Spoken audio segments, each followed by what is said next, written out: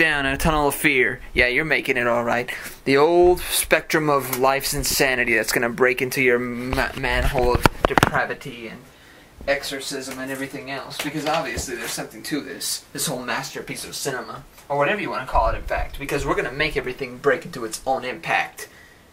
The whole situation is going to come down with a drowning effect.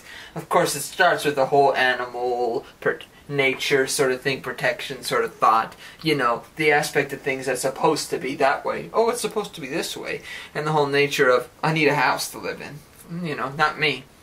That's the whole thing. The whole dynamic of everything. I mean, it goes back to what I was talking about about Grandma, for example. You know, not bringing friends around. Or not, you know, or even a girlfriend, if such occurs. But if such does not occur, then, well, my lifestyle becomes the whole insignificant pile of material thought that I expected. And material and action and protest and so on and so forth, the real radicalism. Because, you know, the impact of life doesn't come in sarcasm and saying, it's so funny, don't take me seriously. It's not that sort of mentality where it's like, I'm making so many jokes that you're not supposed to take it seriously. No, I bring the impact to it, the whole sphere of everything. I bring how I feel about things into everything. So if that doesn't make sense to you, and if you think that's a, you know, point your finger, thumbs down or something, well, then walk out this room right now. Don't ever come back. Don't come and compromise your position, because obviously if you compromise your position, you have to accept somebody else's too. You can't just say, I'm going to throw the stone and not give you the jacket. I'm going to throw the jacket and not give you the stone. And you're going to see how you feel when you can't see. So you can't throw that stone anymore. You got to watch out for the whole wheel of spheres and everything else, because you're obviously going to make an impact with nothing, because you can't even come to draw conclusions without me. Because obviously your conclusion has to come with an answer of, oh God, I don't like people that feel like that. Oh, of course you don't. Yeah, your nubbly nose, and the way you clench your nose every time you hear about that. Ooh, it's poopy. And then you throw everybody down with it, that impact. Ooh, yeah. Because you can't see anybody else's impact, because you're going to throw everybody down with that sort of, well, I like taking care of plants. And that's your answer to everything. Oh, I like taking care of plants. And boom, boom, boom, boom, the rock'em sock'em dimension of that boulder and that hard place, boulder in the hard place, and impact, throwing it back. Oh, the idea, the insanity of it all. Oh, everything is going to fall apart because of me. If I take everybody's word for it, it definitely will, but I'm not going to take everybody's word for it. It goes back to everything else, because obviously it's like the pickle that doesn't have pickle juice. Yeah, that's exactly what it is. It's the pickle that doesn't have pickle juice. Ow! And then you think you're going to make everybody give you an answer. Well, they will. It definitely won't be the answer you like all the time, and sometimes not sometimes. Usually you have to accept it. And if you don't want to, well, there has to be other reasons behind it. Not a hush-hush one, but there's other reasons behind your answers. Obviously. You can't expect everybody to throw yourself to the Sorcerer's Stone or whatever. Yes, I'm joking about that. But, you know, you can't expect everybody to give you the leverage that they expect from the beginning towards the end. But then again, I expect that. And I don't think that's hard reasoning. I think that's very, you know, quintessential. It's needed. You know, it's something that shouldn't be spared, you know. It goes back to Jurassic Park even, you know. If you want to go back that far, I think I do. Obviously that's within a certain time limit of my expression. I do actually remember going to that theater and watching that movie, so there are some things I still remember from way far back, like all the Michael Jackson videos on TV, regular TV at the time, very cool, and Jurassic Park, you know. I mean, it goes back to all these ideas of numbing mind and everything, you know, being numbing minded and not gooey, just sort of, you know, that sort of jumping wall of the brain, or, you know, the sort of fingering of the mind, if you want to call it that.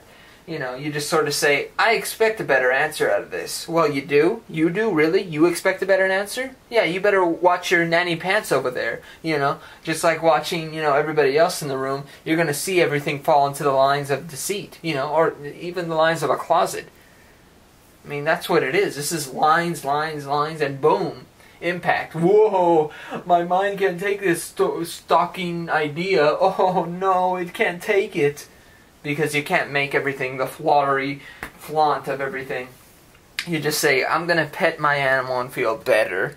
Oh, I'll pet him and feel better. I won't feel alone. I don't feel alone right now. That's the impact zone. Everything. Everything, everything, everything, everything. Oh, idea. Oh, I'm gonna make you think like the old fart jokes if you want. Nah, not them. Like the old pumpkin that follows you on Christmas. Yeah, the pumpkin that follows you on Christmas. Not the nightmare for Christmas. No, this is different. This is the impact of a old linear thought. The pumpkin. Ooh, yeah, the pumpkin, not Jack Pumpkinhead. No. We're getting to the flaunt of the lights at night. Yeah, the lamppost outside, everywhere, by the lights that turn red, green, and yellow. Ooh, yeah, all those lights. The ones above those, the ones going right over them, just kind of watching everything. Ooh, yeah, we're here, and boom, explosion everywhere. And then you think you're safe. Oh, yeah, they're safe. Ooh, no. And then you start it. The ignition. The key without the ignition. And then you try to throw yourself into the ground. Oh, you think you can. Yeah, you think you can. You think you have that impact. You think you have the ability to. You think you can make everybody think, well, I'm a martyr this time around. Can't really be a martyr if nobody else sees it in you. You know, obviously not. And I mean, that kind of goes with everything that I accepted in a way, because in a lot of ways, some people in my past said, well, you're trying to be a martyr here, even when I wasn't. I didn't actually say martyr. But I guess within my words, it could have been, you know, taken out of context and said to be, well, he's trying to be a martyr here. But in reality, I wasn't saying I'm trying to be a martyr here, I'm trying to, you know.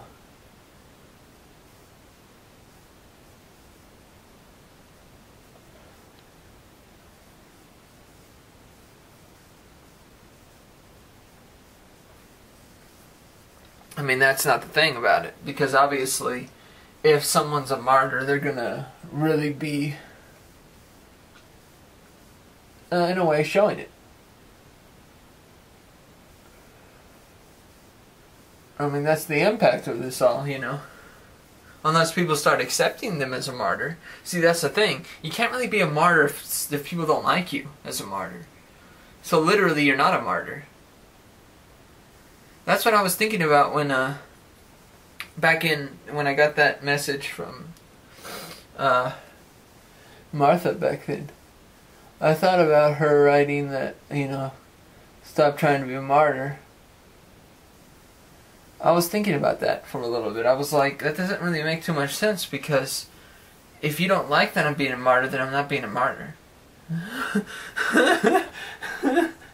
You know, and it goes along with even the blogs I was writing. I was like, look, I'm writing these blogs on my own. You do not have to even visit my website. You do not have to visit my MySpace at all. I am complete obsolete. That's what I am to people. Eventually when they leave, come on. You know, if I message them back, if I'm doing something else, I understand. They're going to make some sort of dissertation to look at me and say, okay, why did he send me a message recently?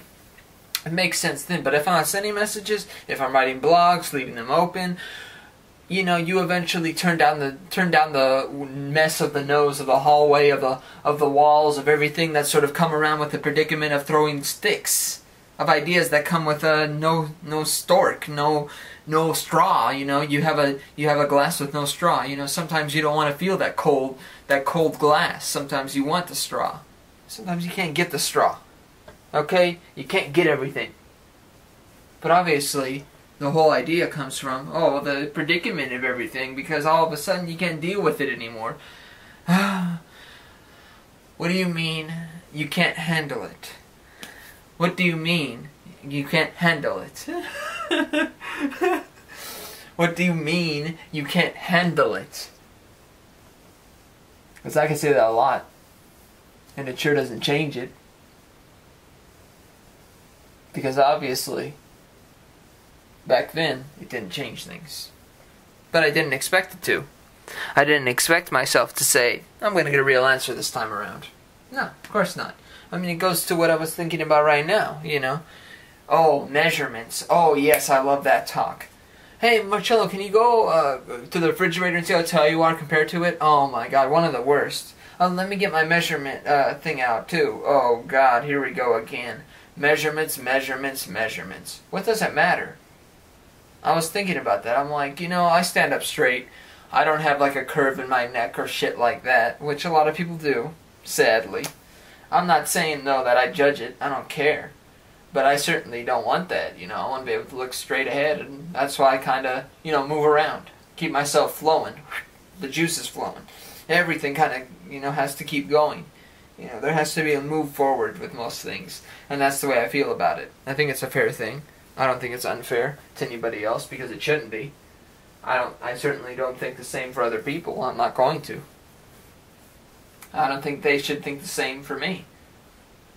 You know, they should think how they feel, and if we have a run-in together with an idea, that should bring us together.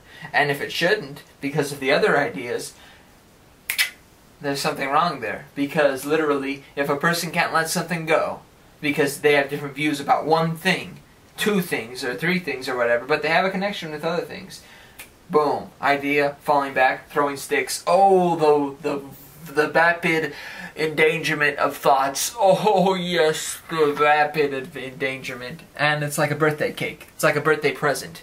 That bow on it. The one thing you never keep. Oh yeah. A lot of people say they keep the bow. Liars. Nobody does. That's exactly how it is when somebody can't accept something about somebody. They don't keep it. They don't keep the bow. Yeah. Even though they have a connection between the evidence that's inside of what that person got for them, to care about them. Just like anything else, the cover is gone. The most important part of any birthday present is never the gift itself. It's how it looks. It's what they put into the letter, what they put into the note that they got for you as well, and said, you know, happy birthday, I'm saying this, that, the other. Boom.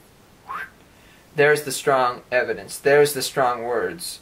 2, and last but not least, is the bow.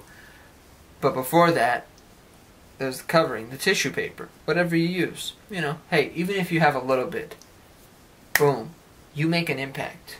You make a severance deal that you cannot throw away. It's like a bee with a dog. You cannot throw that into the trash. The bee might be eaten by the dog because the dog might be crazy for bees or insects in the first place. So obviously there's going to be some connection there, if there is. And sometimes there is. What can you say? Can't tell your animals to stop. If you have animals. Myself, don't think I will. You know, I'm used to people. What can I say, you know? You know, I mean, I've never heard anything bad about animals, but I certainly haven't heard anything independent about animals. I've heard independent certain things about animals, but not everything. So, I mean, you know, that's the gusto of everything. You know, you just try to framework everything in a way. I'm doing a little bit shorter here and there, but I do think it's important to just give a little words to throw into the toilet, the tunnel. The tunnel that only the crimson sky could ever see, and the double steel imperial dragon could ever know.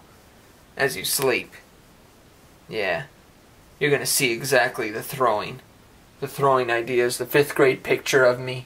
Ho ho ho, the nightmare sky of orange and blue, of pink, all together, mixed. Take care.